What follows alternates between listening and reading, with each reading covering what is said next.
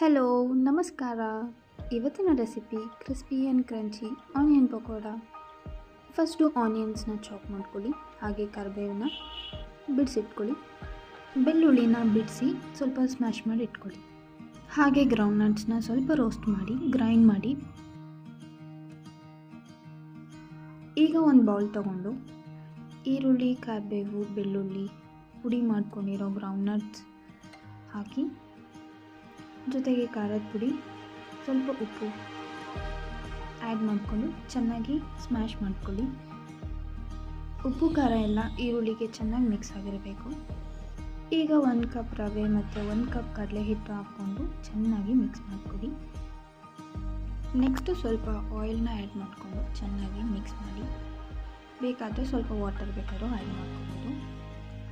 ಈಗ deep fry ಮಾಡೋದಕ್ಕೆ ಬಾಣಲೆಗೆ ಎಣ್ಣೆ ಹಾಕ್ಕೊಂಡು ಎಣ್ಣೆ ಬಿಸಿಯಾದಾಗ ಸ್ವಲ್ಪನೇ ಎಣ್ಣೆಗೆ ಬಿಡ್ತಾ ಹೋಗಿ.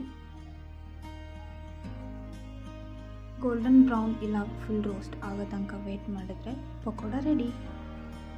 ಇದು ಇನ್ಸ್ಟೆಂಟಾಗಿ ಮಾಡ್ಕೋಬೋದಾದ ಸ್ನ್ಯಾಕ್. ಸೊ ಟ್ರೈ ಮಾಡಿ.